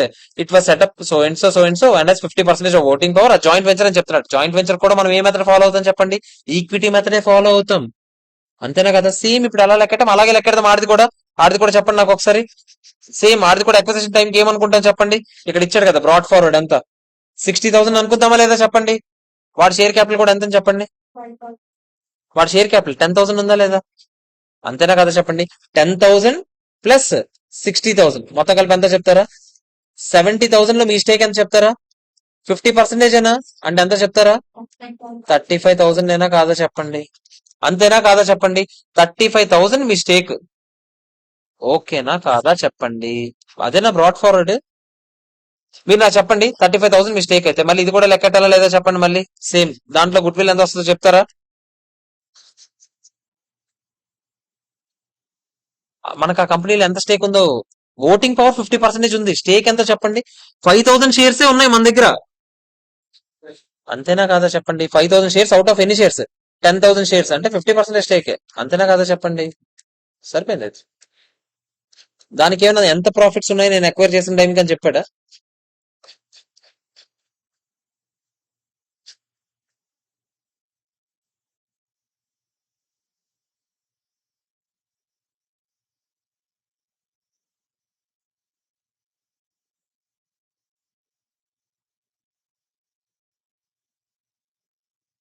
Okay, మనమే కదా ఫామ్ చేసాం. ఒకసారి ఆగండి. ఒకసారి అందరూ ఇక్కడ వినండి, ఒకసారి జాగ్రత్తగా వినండి. నేను ఒకసారి మళ్ళీ చెప్తున్నాను, ఒకసారి జాగ్రత్తగా వినండి. ఫస్ట్ మీరు ఏం చేస్తారంటే కళ్ళు మూసుకొని first parent company balance sheet వేసేయండి. పేరెంట్ కంపెనీ బ్యాలెన్స్ షీట్ చెప్పండి నాకు. పేరెంట్ ప్లస్ సబ్సిడరీ కలిపి బ్యాలెన్స్ షీట్ ఎంత చెప్పండి. ఆల్రెడీ ఆడే కదా కన్సాలిడేట్ చేశాడు, అది ఒకసారి చెప్పండి నాకు. ఒక్కొక్కటి చెప్పండి లైన్ గా. ఏంటి? ఈక్విటీ అండ్ లైబిలిటీస్ ఎంత? అదే ఈక్విటీ ఎంత చెప్పండి. 1,00,000 ఈక్విటీ, అంతేనా కదా చెప్పండి. ఆగండి, 1,00,000 ఈక్విటీ ఏమైనా మారుతుందా ఫస్ట్ నాకు చెప్పండి. ఏం మారదు. సో 1,00,000 నేను అలాగే ఏం రాస్తున్నాను, 1,00,000 రాసిస్తాను. నెక్స్ట్ చెప్పండి. జనరల్ రిజర్వ్ ఏమైనా మారుతుందా? ఏం మారదు. ఓన్లీ మనమే కదా రికార్డ్ చేసుకుంటే ఎంత. ఇది ఓకేనా కదా చెప్పండి. Next P&L account. ఆగండి, పిఎండ్ఎల్ అకౌంట్ ఎంత వచ్చింది? 37,000. ఆగండి, ఇప్పుడు 37,000 లో మీకు అసోసియేట్ లో మీ షేర్ ఆఫ్ ప్రాఫిట్ మీరు రికార్డ్ చేసుకుంటారు. జాయింట్ వెంచర్ లో మీ షేర్ ఆఫ్ ప్రాఫిట్ మీరు రికార్డ్ చేసుకుంటారు. ఒప్పుకుంటారు లేదా చెప్పండి. అసోసియేట్ లో మీ షేర్ ఆఫ్ ప్రాఫిట్ ఎంత? ఇందాకలా లెక్క పెట్టాం. ఎలా లెక్క పెట్టాను చెప్పండి. ఇనీషియల్ గా 11,000, ఇనీషియల్ గా 16,000 ఉండేది. అది కాస్త ఏమైంది కొన్ని రోజుల తర్వాత? 27,000 అయింది. అంటే ఈ మధ్య కాలంలో ఎంత సంపాదించావు నువ్వు? 11,000 సంపాదించావు. అందులో నా షేర్ ఎంత? 20%. అంటే ఎంత? 2,200. అందుకే P&L లో 2,200 యాడ్ చేశాను. ప్లస్ జాయింట్ వెంచర్ పెట్టిందే నువ్వే పెట్టావంట. జాయింట్ వెంచర్ అంటే ఇనీషియల్ ప్రాఫిట్ ఏం లేదు, నువ్వు పెట్టినప్పుడే నువ్వే పెట్టావు జాయింట్ వెంచర్. జాయింట్ వెంచర్ నువ్వే పెట్టావు, స్టార్టింగ్ లో పెట్టడమే నువ్వే పెట్టావు కాబట్టి 0 నుంచి ప్రాఫిట్ 1 ని నువ్వే సంపాదించింది. ఓకేనా కాదా చెప్పండి. ఆ జాయింట్ వెంచర్ పెట్టిందే నువ్వు. జాయింట్ వెంచర్ నువ్వు ఇంకోటి కలిసి స్థాపించారు. అంటే వచ్చిన ప్రతి ప్రాఫిట్ లో నీకు షేర్ ఉంటుందా లేదా చెప్పండి. ఇప్పటి వరకు ఎంత ప్రాఫిట్ సంపాదించారు జాయింట్ వెంచర్ వాళ్ళు? ఇప్పటి వరకు యాజ్ ఆన్ డేట్ 83,000 సంపాదించారా లేదా చెప్పండి. 83,000 లో నా స్టేక్ ఎంత చెప్తారా? 41,500 అయినా కాదా చెప్పండి. మొత్తం నువ్వే కదా పెట్టావు. అలాంటప్పుడు సగం నీదే కదా. మొత్తం కలిపి ఎంత చెప్పండి. ఈ మూడు కలిపి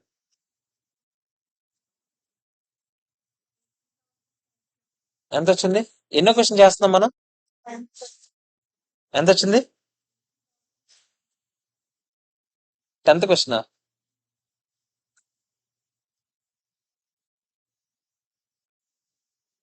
80,000 ఎంత వచ్చింది అన్నారు?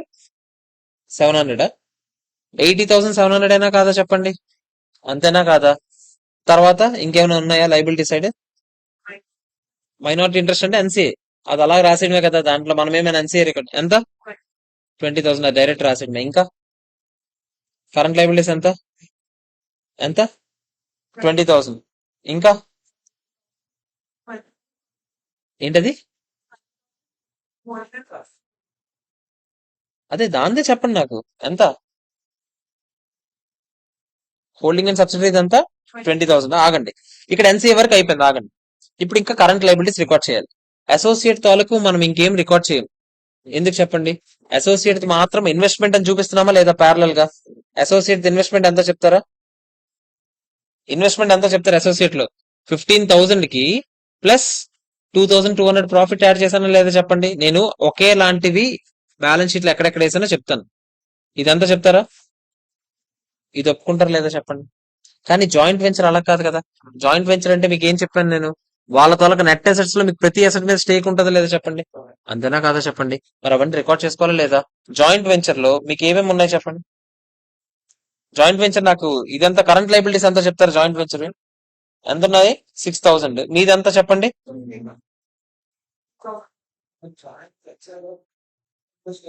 మొత్తం మీద అన్నిటి మీద ఉంటుంది మీకు. అంటే మీరు నాకు చెప్పండి, 20,000 కరెంట్ లైబిలిటీస్ ఉన్నాయి అంతేనా మీవి. 6,000 ఆల్ ట్రేడ్ పేబుల్స్ లో 50% మీవేనా కదా చెప్పండి. అంటే ఎంత చెప్తారా? 3,000. అంటే ఎంత చెప్తారా? 23. నేను ఎక్స్ట్రాగా వేసినవన్నీ జాయింట్ వెంచర్ సంబంధించిన వేసినవన్నీ ఒక దగ్గర వేస్తానే. ఓకేనా, మీకు ఈజీగా ఉంటది కదా. ఇదిగో చూడండి, నేను జాయింట్ వెంచర్ వేసినవన్నీ వేస్తాను. అప్పుడు మీకు టాలీ అవుతుంది లేదా మీకు అర్థమవుతుంది. ఇంకా ప్రొవిజన్ ఫర్ ట్యాక్స్ ఎంత చెప్తారా? నాదెంత? నాది 19,000. జాయింట్ వెంచర్ ఎంత? 11,000 లో సగం నాదంటే ఎంత? 5,500. ఎంత చెప్తారా? ఒప్పుకుంటారా లేదా చెప్పండి. ఓకేనా కాదా? నెక్స్ట్ ఇంకేంటి? అయిపోయా ఇవంతా టోటల్ చెప్పండి. 2,88,200 అయినా కాదా చెప్పండి. అంతేనా కాదా? సరిపోయిందా ఇప్పుడు ఆన్సర్? అసెట్స్ టోటల్ 2,88,200 అయినా కాదా చెప్పండి. ఓకేనా కాదా? నెక్స్ట్ అదే లైబిలిటీ సైడ్. అసెట్ సైడ్ వెళ్దామా? ఇన్వెస్ట్మెంట్ చేసాం. ఇంకేం చెప్పండి. గుడ్ విల్ వస్తుందా? గుడ్ విల్ రాదు. ఇక్కడ రాసి మరీ రాస్తాను నేను. రాదు. ఈక్విటీ మెథడ్ ఇది. నెక్స్ట్ ఎంత? ఫిక్స్డ్ అసెట్స్ ఏంటి చెప్పండి. ఫిక్స్డ్ అసెట్స్ లో 1,95,000 నాది. వాళ్ళదంతా చెప్తారా? మన షేరా ఓన్లీ. మన షేర్ లెక్కెట్టాం మేము 20,500. ఓకేనా కాదా చెప్పండి. ఎంత? 2,15,500 అయినా కాదా చెప్పండి. నేను ఓన్లీ ఇది కూడా జాయింట్ వెంచర్దేనా? నెక్స్ట్ ఏంటి? ఇన్వెస్ట్మెంట్స్ వేస్తాం కదా. ఇన్వెస్ట్మెంట్స్ జాయింట్ వెంచర్స్ మరి రాదు. ఇప్పుడు ఆ అసెట్స్ అన్ని రాసేస్తానా లేదా చెప్పండి. అంతేనా కాదా చెప్పండి. నెక్స్ట్ ఇంకా కరెంట్ అసెట్స్ ఎంత చెప్తారా? తర్వాత మన స్టేక్ మాత్రం మనం రాస్తున్నాం 34,500. ఎంత చెప్తారా మొత్తం? 55,000 టోటల్ చేయండి ఒకసారి. రాసుకోవాలి. ఇన్వెస్ట్మెంట్ బదులు ఏవే చూపిస్తాను, అందుకే ఒక నిమిషం ఆగండి. ఇది ఎంత చెప్పండి? ఓకేనా కాదు? ఇప్పుడు ఒకసారి జాగ్రత్తగా చూడండి. మీరు గమనిస్తే ఎల్లో కలర్ అన్ని టోటల్ చేయండి. ఇటు సైడ్ ఎల్లో కలర్ వి ఇటు సైడ్ 41,500 ప్లస్ 5,500 మొత్తం కలిపి ఎంత చెప్ప ఈ మూడు. లేకపోతే అంత ఎందుకు నాకు, ఆగండి. ఇదిగో చూడండి, ఎల్లోలో ఆగండి, ఎల్లోలో రౌండ్ చేసినవన్నీ ఒకసారి నాకు, అది ఎల్లో కాదు, ఆరెంజ్ తో రౌండ్ చేసినవన్నీ నెట్ ఫిగర్ ఎంత చెప్తారా? ఆరెంజ్ తో రౌండ్ చేసిన నెట్ ఫిగర్ ఎంత వచ్చింది? నెట్ ఫిగర్ ఇక్కడేమో 45 రా, 55 రా, ఇక్కడ 55 ఏనా? 55 మైనస్ 8,500 రా, 41,500 ఎంత వచ్చింది?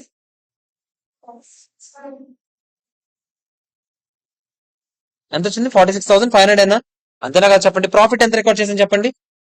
డిఫరెన్స్ ఎంత చెప్పండి? 5,000 ఏనా కదా? ఇందాక వాళ్ళ బ్యాలెన్స్ షీట్ లో ఎంత ఉండే చెప్పండి? మనం ఒకటి తీసాం, గుర్తుందా? ఇన్వెస్ట్మెంట్ రికార్డ్ చేయలేదు, గుర్తుందా? ఓన్లీ ఎవరిది రికార్డ్ చేశాను నేను? ఓన్లీ అసోసియేట్ రికార్డ్ చేశానో లేదో చెప్పండి? అందులో ఒకళ్ళు వదిలేసాం కదా, జాయింట్ వెంచర్, అదంతా చెప్పండి. 5,000 అర్థమైందా? కొంచెం జాగ్రత్త చేయాలి, కొంచెం తేడా సమ్. 5,000 మనం డైరెక్ట్ గా కాకుండా ఇలా చూపిస్తాం.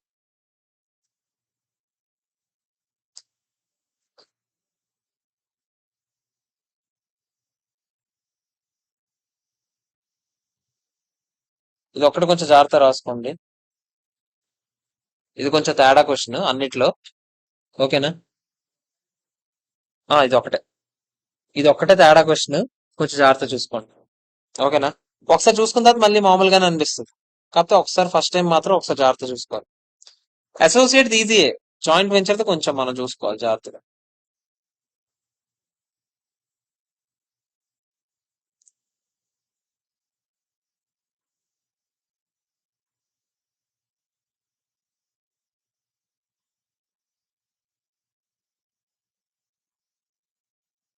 ఓకేనా?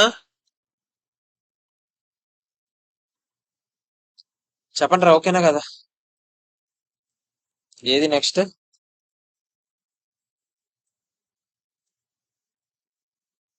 10, 11 అయిపోయిందా? ఇంకేమున్నాయి?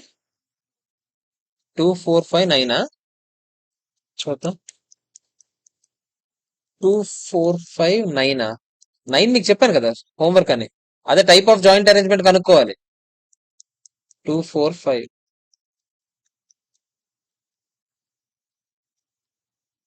తీయండి ఒకసారి. 2, 4, 5 థీరియా సమ్లా ఏంటో చూడండి. 5 థీరియా ఏంటో చూడండి. ఫిఫ్త్ క్వశ్చన్ ఏంటో? 4 కూడా థీరియే. 4, 5 చూడండి. ఫస్ట్ ఫోర్త్ వన్ చూద్దాం. ఫోర్త్ వన్ చూడండి. అరే థీరీ క్వశ్చన్స్ రా. 4, 5 చాలా ఈజీ. 2 ఏంటి? 2 కూడా థీరియనా? 2 ఏంటి? ఇది కూడా థీరీ లాంటిదే. ఓకే, చేసొచ్చు. అరే ఇది మీకు చేస్తా, అరే ఇది ఆల్రెడీ అయిపోయిందిరా నాయన. ఒకసారి చూసుకోండి. కాదు కాదు, అవ్వలేదు. సారీ. ఫస్ట్ 4, 5 చేయండి. 4, 5 చేయండి. First fourth one, next fifth one. Fourth one ఏంటో చూడండి.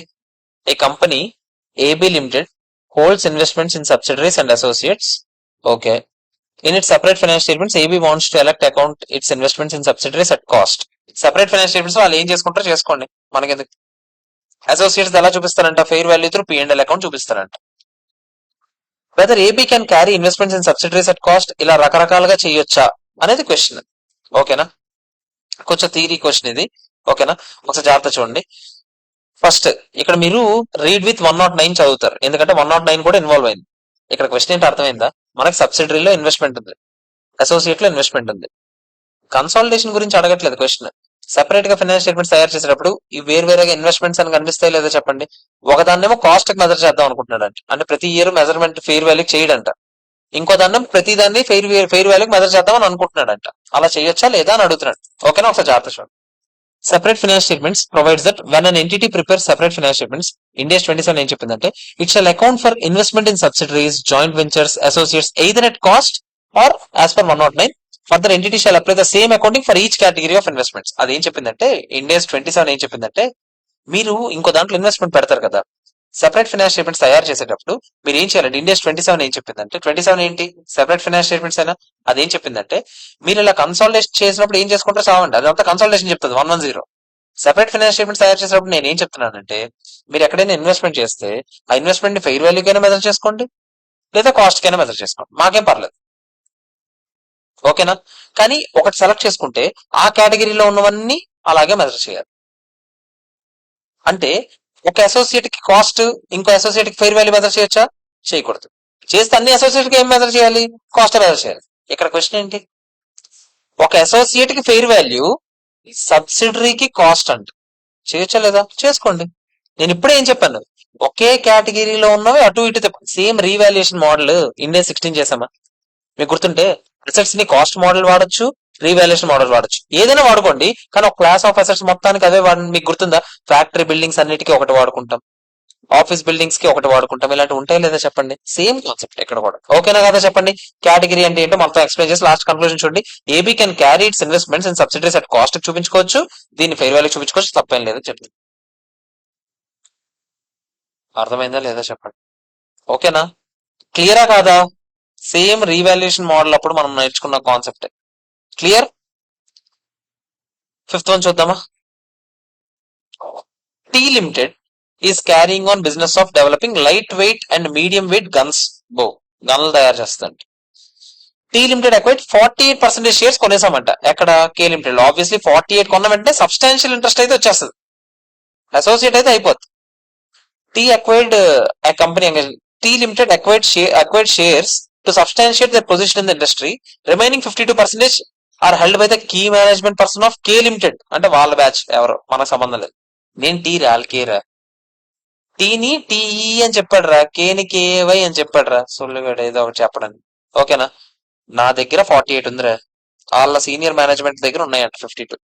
మామూలు కాదు, అలే మా సీనియర్ మేనేజ్మెంట్ కాదు, వాళ్ళ సీనియర్ మేనేజ్మెంట్. అందులో మొత్తం 11 మంది ఉన్నారంట, వాళ్ళు చాలా ఎక్స్పర్ట్స్ అంట కేలో ఉన్న బ్యాచ్ లో. ఓకేనా? T limited has the option to purchase remaining 52%. కావాలంటే నేను పర్చేస్ చేసుకోవచ్చు అంటే ఆప్షన్ ఉందంట నాకు, by paying 6 times the market price. కొనాలనుకుంటే మార్కెట్ లో వర్త్ ఎంత ఉందో దానికి 6 times ఇస్తే నాకు ఇస్తారంట. ఓకేనా? మీకు గుర్తుంటే పొటెన్షియల్ ఓటింగ్ రైట్స్ ఇవి. పొటెన్షియల్ ఓటింగ్ రైట్స్ ఎక్సైజ్ చేసుకోగలమా లేదా అనేది కూడా చూడటం అవసరమే. ఒక దాంట్లో చూడమని చెప్పాను, అది ఇక్కడ కాదు. ఓకేనా కాదా చెప్పండి? నేను ఇక్కడ ఏం చెప్పాను, పొటెన్షియల్ ఓటింగ్ రైట్స్ మీరు ఎక్సైజ్ చేసుకోగలరా లేదా అనేది చూడడం ఇంపార్టెంట్ అని చెప్పాను. ఓకేనా కాదా చెప్పండి? అర్థమైందా లేదా? ఒకసారి జాగ్రత్తగా. But on purchase of shares it is highly possible that key management person will leave the company. నేను కొనేస్తే ఒకవేళ రెచ్చిపోయి వాళ్ళు వెళ్ళిపోతారంట. వాళ్ళు వెళ్ళిపోతే కంపెనీ నడపడానికి ఎవరో ఒకరు ఉండాలి లేదా చెప్పండి? వాళ్ళే కీ మేనేజ్మెంట్ పర్సన్, వాళ్ళకే బుర్ర ఉంటది అక్కడ ఏం చేయాలి ఏం చేయకూడదు. వాళ్ళు వెళ్ళిపోతారంటే నేను ఇక్కడ పేరుకి నాకు ఓటింగ్ రైట్స్ ఉన్నా ఎక్సైజ్ చేసుకునేటట్టుందా లేనట్టుందా? లేనట్టే ఉంది ప్రస్తుతానికైతే. మనకు కంట్రోల్ ఉందా లేదా అని అడుగుతున్నాడు. మీరు నాకు చెప్పండి, కంట్రోల్ ఉందా లేదా చెప్పండి. ఫస్ట్ ఏం అడిగాడు, కంట్రోల్ ఉందా లేదా అంటే మీకు చెప్పాను, కంట్రోల్ కోసం మనం చూడాల్సింది పవర్ ఉండాలి, ఆ పవర్ ని ఎక్సైజ్ చేయగలిగే రైట్ ఉండాలి, అదే సత్తా ఉండాలి, వేరియబుల్ రిటర్న్స్ కి మీకు ఎక్స్పోజర్ ఉండాలి. ఇదే కదా 3 పాయింట్స్. చెప్పండి నాకు 3 పాయింట్స్ ఏంటి? కంట్రోల్ ఉందా లేదా అని ఎప్పుడు అడిగినా మీరు ఈ 3 పాయింట్స్ ఇందాక నుంచి తిరుగుతున్నాయి. ఆ 3 పాయింట్స్ ఏంటి చెప్పండి? పవర్ ఉండాలి, ఆ పవర్ ఎక్సైజ్ చేయగలిగే సత్తా ఉండాలి, ఇంకోటి ఏంటి, మీకు ఎక్స్పోజర్ టు వేరియబుల్ రిటర్న్స్ ఉండాలి. ఓనర్ కదా మీరు, ఓనర్ అని అప్పుడే కదా అంటాము. అంతేనా కదా చెప్పండి? ఇక్కడ మీకు పవర్ ఉంది కానీ ఎక్సైజ్ చేయగలిగే సత్తా ఉందా? ఆబ్వియస్లీ. కంట్రోల్ ఉందా? No control. ఈజీ అయినా కదా చెప్పండి?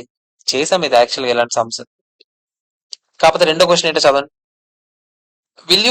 What will be your answer if T limited కి 51% షేర్స్ ఉన్నాయి in K Limited and K Limited can start research, development and production of weapon only with stringent approval process of Defense Ministry of the central government. Central government approval ఇస్తేనే గాని నేనైతే same ఇది ఏంటది weapons manufacturing అనేది చేయలేనంట. Same ఇక్కడ కూడా ఏం చెప్పండి, ఇక్కడ ఏమంటున్నాను, మామూలుగా 51% ఉంటే కంట్రోల్ ఉన్నదా లేదా? ఉంది. కానీ ఎక్సైజ్ చేయగలిగే సత్తా ఉందా లేదా చూద్దాం. గవర్నమెంట్ అప్రూవ్ చేస్తే గానీ నువ్వు మ్యానుఫ్యాక్చర్ చేయలేవు. అలాంటప్పుడు నీకు ఇంకేమైనా ఉందా గడిది గుడ్? ఉంటే ఏంటి, లేకపోతే ఏంటి? గవర్నమెంట్ ఎప్పుడు అప్రూవ్ చేస్తే అప్పుడు కానీ మ్యానుఫ్యాక్చర్ చేయలేవు. ఇదే కదా చెప్పండి. సో ఇప్పుడు కూడా కంట్రోల్ ఉందా? లేదు. అర్థమైందా? అయిపోయింది, క్లోజ్. రాజే సంపెత్తన క్లాస్ అనపోద్ది. ఓకేనా కదా చెప్పండి. ఓకే, క్లియర్, అయిపోయింది సమ్. సమ్మగా తీరి. ఓకేనా? ఇంకెన్ని క్వశ్చన్స్ ఉన్నాయి? పైన 2, ఇక్కడ 1, 3. ఇక్కడ 2, పైన 2. అంతేనా? 3 క్వశ్చన్లు ఉన్నాయి, లాస్ట్ 3 క్వశ్చన్లు ఇన్ కన్సాలిడేషన్. నైస్. ఏదో సొల్లు క్వశ్చన్ తర్వాత చేద్దాం. అలా మధ్యలో థీరీ క్వశ్చన్ ఒకటి ఉంది కదా, చైన్ హోల్డింగ్ కాకుండా మధ్యలో ఒక థీరీ వదిలాం కదా, ఆ బ్యాచ్ క్వశ్చన్ ఓపెన్ చేయండి ఒకసారి. అది ఎక్కడుంది? ఆ 12th క్వశ్చన్ చెప్పి ఒక బ్రేక్ ఇస్తాను, పావు గంట. ఆ తర్వాత మిగతా 2 స్టెప్స్ క్లోజ్ చేస్తాం. ఓకే, 12th 1 కదా, సారీ 361. చిన్న క్వశ్చన్ లాగా ఉంది, ఎందుకు వదిలేదు అట్లా? చూడండి ఏంటిది. As of the beginning of its current financial year, AB limited కి ఎంత ఉందంట స్టేక్? 90% ఉందంట. 70% అమ్మేసిందంట. లాస్ ఆఫ్ కంట్రోలా, నో లాస్ ఆఫ్ కంట్రోలా? లాస్ ఆఫ్ కంట్రోల్ 90లో 70 అమ్మేసాం కదా, ఇంకా 20 మిగిలింది. లాస్ ఆఫ్ కంట్రోల్ ఏనా? టు పిక్యూర్ for total consideration of 56 crores. Consequently loses control at the date of disposal. Fair value కూడా ఇచ్చాడు. మీకు ఈ పాయింట్స్ చెప్పానా లేదా చెప్పండి. అన్ని ఏం చేస్తాను చెప్పండి. ఫస్ట్ మీకు ఎంట్రీ ఏమొస్తుంది చెప్పండి. ఫస్ట్ క్యాష్ వస్తుంది. క్యాష్ అంత చెప్పండి. 56 crores అయినా కదా చెప్పండి. వాళ్ళ నెట్ అసెట్స్ అన్ని ఏం చేయాలి చెప్పండి. డీరికాగ్నైజ్ చేసేస్తాం. కానీ మనం కొంచెం ఇంట్రెస్ట్ ఉంచుకున్నాం కదా 20%, దాన్ని దేనికి మెజర్ చేస్తాం చెప్పండి. 20% ఇంట్రెస్ట్ ఏదైతే ఉందో అది ఫెయిర్ వాల్యూకి మెజర్ చేస్తాం లేదా చెప్పండి. అది కూడా ఇచ్చాడు కదా, ఎంత 16 crores అని ఇచ్చాడా లేదా చెప్పండి. అంతేనా? ఇంకా నెట్ అసెట్స్ అని డీరికాగ్నైజ్ చేస్తే ఇంకే ఉంది కదా గుడ్. గెయిన్ ఆర్ లాస్ అంతేనా? ఎన్సీఏ ఉండేదా ఇప్పటి వరకు? 90% ఉండేది. అంటే ఎన్సీఏ కూడా ఉందా లేదా ఇప్పటి వరకు? 10%. అది కూడా డీరికాగ్నైజ్ చేయాలంటే ఎన్సీఏ కూడా ఏం చేస్తాను చెప్పండి, డెబిట్ చేస్తాను. అది ఎంత ఉందో తెలియదు నాకు, అది కూడా డెబిట్ చేస్తాను. అన్ని చేశాక గెయిన్ ఆర్ లాస్ వస్తుంది. అంతేనా కాదా చెప్పండి. అర్థమైందా లేదా చెప్పండి రా. ఓకేనా? What would be the accounting treatment ఏంటని అడుగుతున్నాడు. ఫస్ట్ థీరీ చెప్తున్నాడు రా బాబు, చిన్నపిల్లలాగా. ఆడేమంటున్నాడు చూడండి, అసెట్స్ అండ్ లైబిలిటీస్ అన్ని డీరికాగ్నైజ్ చేయండి అంటున్నాడు. చెప్పానా నేను? రికాగ్నైజ్ ఎనీ ఇన్వెస్ట్మెంట్ ఫెయిర్ వాల్యూకి మెజర్ చేయమన్నాడు. చెప్పానా లేదా నేను? అంతేనా కాదా? గెయిన్ ఆర్ లాస్ వచ్చేదంతా తీసుకెళ్లి, మీకు గుర్తుందా, లాస్ ఆఫ్ కంట్రోలా ఇది? నో లాస్ ఆఫ్ కంట్రోలా? లాస్ ఆఫ్ కంట్రోల్ గా పిఎన్ఎల్ తీసుకెళ్లిపోతాం. నో లాస్ ఆఫ్ కంట్రోల్ అయితే అదర్ ఈక్విటీకి పట్టుకెళ్తాం. ఓసీఐ కాదు, అదర్ ఈక్విటీకి పట్టుకెళ్తాం. అదే రీటైన్ ఎర్నింగ్స్ డైరెక్ట్ గా యాడ్ చేస్తాం. ఓసీ ఎందుకు వచ్చింది జనాలకి? ఓకేనా కదా చెప్పండి. తర్వాత ఇదేంటి మొత్తం థియరీ చెప్తున్నాడు. ఇప్పుడు ఎలా చేయాలి ఎలా చేయాలి, అదే మీకు loss of control no loss of control చూడండి. లూజెస్ కంట్రోల్ అయితే మీకు ఏం చెప్తున్నాను, for all amounts previously recognise చేసినవన్నీ కూడా మీరు ఇప్పుడు డీరికాగ్నైజ్ చేసేయాలి లాస్ ఆఫ్ కంట్రోల్ కాబట్టి.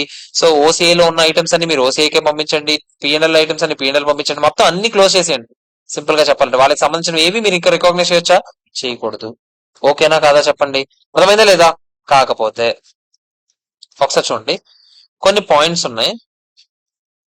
ఓ ఇది చెప్పాలేమో. ఫస్ట్ ఎంట్రీ చూడండి. బ్యాంక్ మనం చెప్పామా లేదా 56 crores? చెప్పామా లేదా చెప్పండి. ఇన్వెస్ట్మెంట్ ఫెయిర్ వాల్యూ చూపించమని చెప్పానా లేదా చెప్పండి, 16 crores. అంతేనా కదా? ఎన్సీఏ రికాగ్నైజ్ చేయమన్నా లేదా చెప్పండి. డీ రికాగ్నైజ్ చేయాలి కదా. ఎన్సీఏ ఎంత ఉందో మనకు తెలుసా? ఎన్సీఏ కాదు సారీ, ఎన్సీఏ. ఎన్సీఏ మొత్తం అసెట్స్ ఎంత ఉన్నదో ఎన్సీఏ చెప్పాడు అక్కడ ఎక్కడైనా చూడండి. ఎన్సీఏ వాల్యూ ఎక్కడైనా చెప్పాడా? Consolidated financial statements 90% of above reserves were included in so and so 10% is attributable to NCA అని చెప్పాడు, as a part of carrying amount అని చెప్పాడు. కానీ ఎక్కడైనా చెప్పాడా? క్యారింగ్ అమౌంట్ ఇక్కడ చెప్తారు కదా 60 crores అని. 60 crores మొత్తం క్యారింగ్ అమౌంట్ అయితే అందులో ఎన్సీఏ వాల్యూ ఎంత?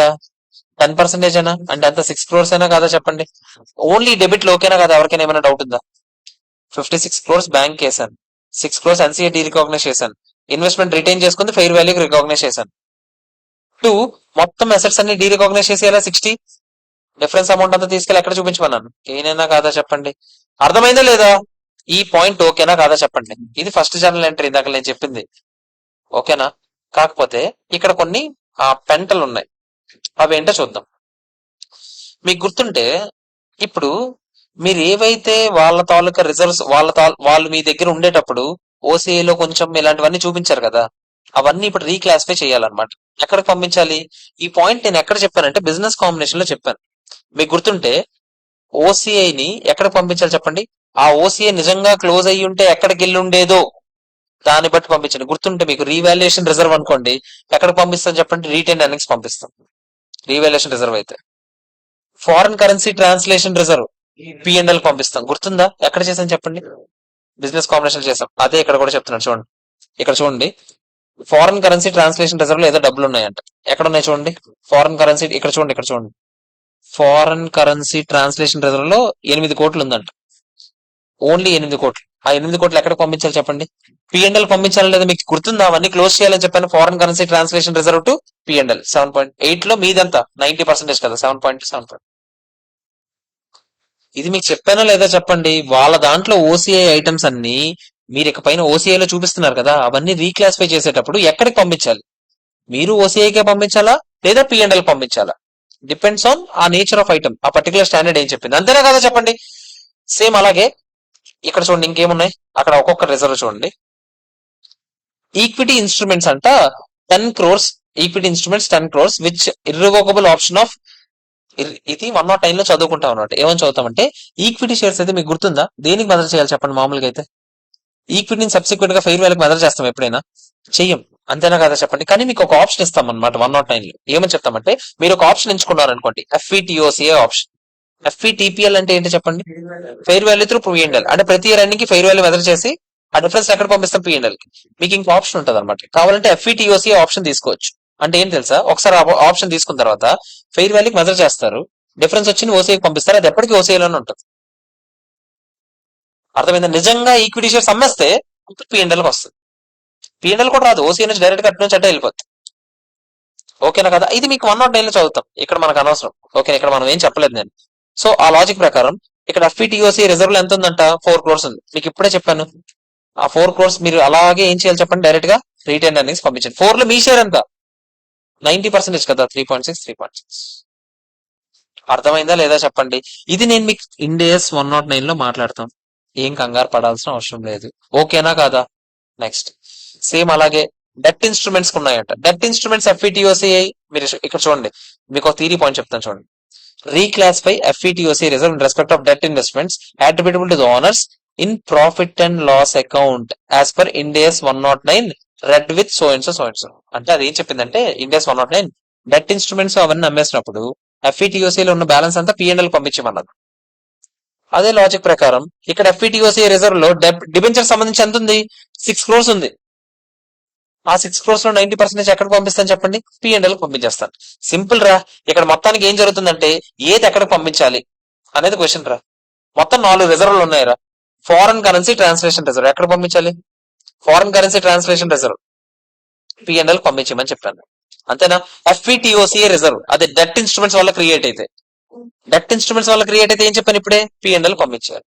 అదే ఈక్విటీ ఇన్స్ట్రుమెంట్స్ వల్ల క్రియేట్ అయితే రీటైన్ ఎర్నింగ్స్ పంపించమంటారు. ఓకేనా కాదా చెప్పండి. ఇంకోటి ఏముంది,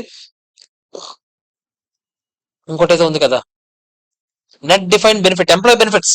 ఇది కూడా మనకు అవ్వలేదు స్టాండర్డ్ ఇండియాస్ 19. అదొక రిజర్వ్ మాట్లాడుకుంటాం దాని గురించి. అందులో ఎంత ఉందంట, 3 crores ఏదో ఉందంట. Same logic, net measurement losses అంట అది. ఓకేనా, అంటే ఆ రిజర్వ్ క్రెడిట్ బ్యాలెన్స్ చూపించట్లేదు, డెబిట్ బ్యాలెన్స్ చూపిస్తుంది. డెబిట్ బ్యాలెన్స్ చూపించే రిజర్వ్స్ ని క్లోజ్ చేయడానికి ఏం చేయాలి చెప్పండి, క్రెడిట్ చేయాలి ఆబ్వియస్లీ.